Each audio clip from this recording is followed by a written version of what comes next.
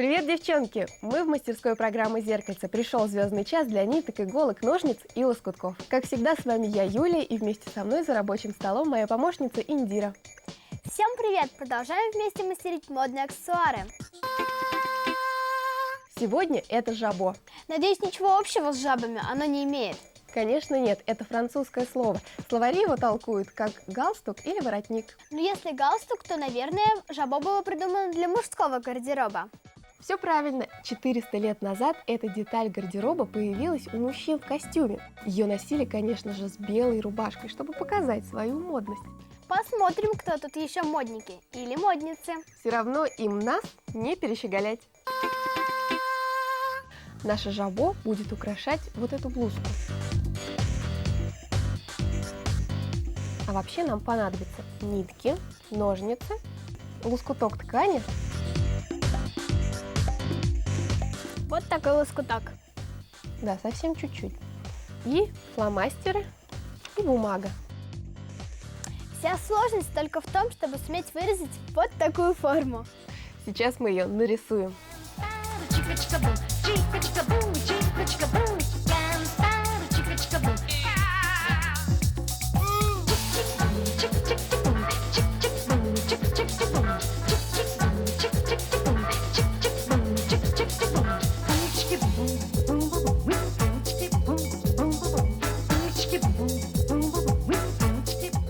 Отлично, Индир.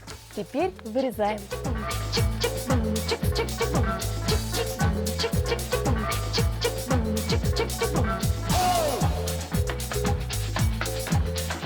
Наш шаблон готов. А дальше что? Переносим его на ткань. Берем наш лоскуток. Можно его сложить в 2 раза и закрепить иголочками, чтобы проще было вырезать. А когда жабо перекочевало из мужского гардероба в девичий шкаф? Это произошло 200 лет тому назад. Кстати, тогда жабо разрешили носить детям, но костюмы детей от взрослых отличались только размером. И как так случилось, что средневековый аксессуар не вышел из моды в наше время? К жизни его вернул известный дизайнер из Германии Карл Лагерфельд. Теперь это атрибут ретро и романтического стиля. Мы говорили, что в давние времена жабо украшали белоснежные рубашки. Сегодня эта милая штучка может дополнять и блузку, и топы, и коктейльные платья.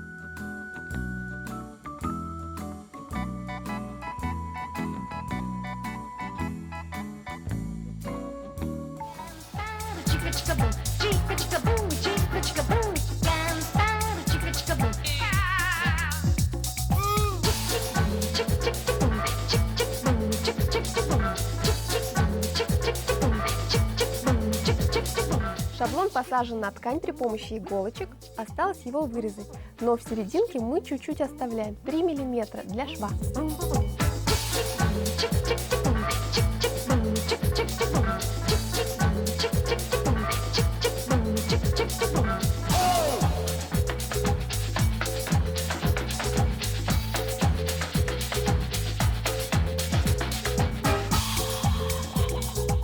Индира, а ты задумывалась когда-нибудь, откуда происходит слово «кружево»?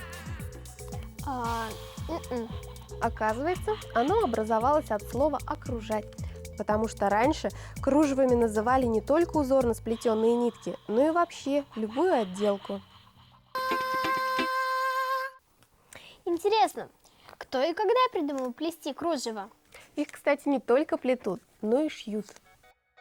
А начали их изготовлять в Европе сразу, как только появились иголки и булавки для тонкого шитья, то есть уже почти 500 лет назад. Европейские страны до сих пор спорят о праве считать себя родиной кружев, но никто точно не знает, кто и когда их изобрел. Большинство стилей и способов плетения появились в Бельгии. Возможно, именно там жили первые кружевницы. Вот что у нас получилось. 2 детальки.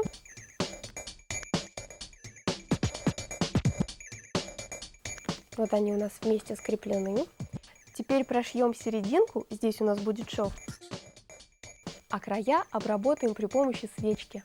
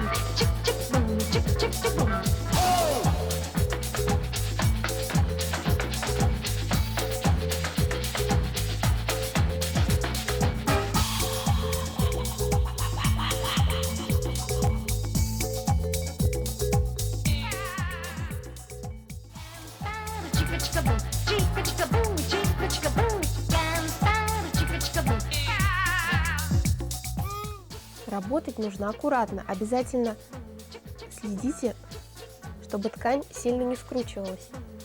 А лучше, если вам помогут взрослые.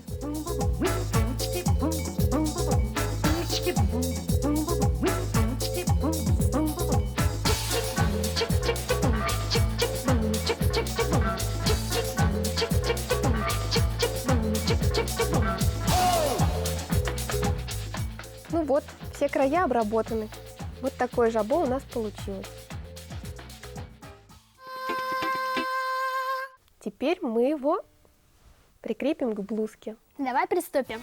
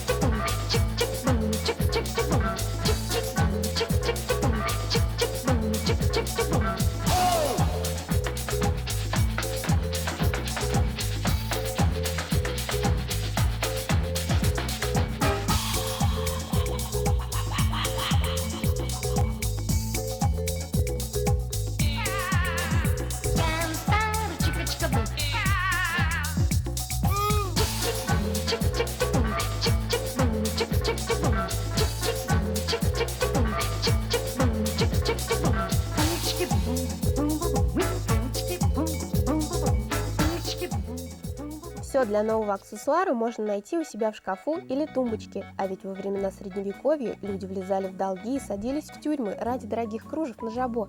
Когда-то их плели вручную, а такой труд действительно стоит дорогого. В Испании в начале 17 века король Филипп III даже издал закон, запрещающий носить кружево. Так много денег тратили на них испанцы.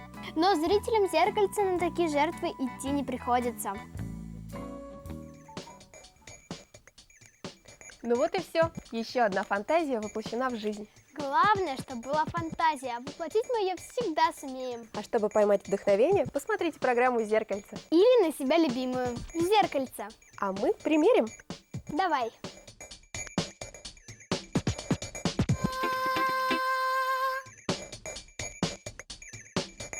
Мне очень понравилась сегодняшняя работа. Мне тоже. А вам, девчонки, мы желаем удачных идей и красивых фантазий. До встречи! Пока-пока!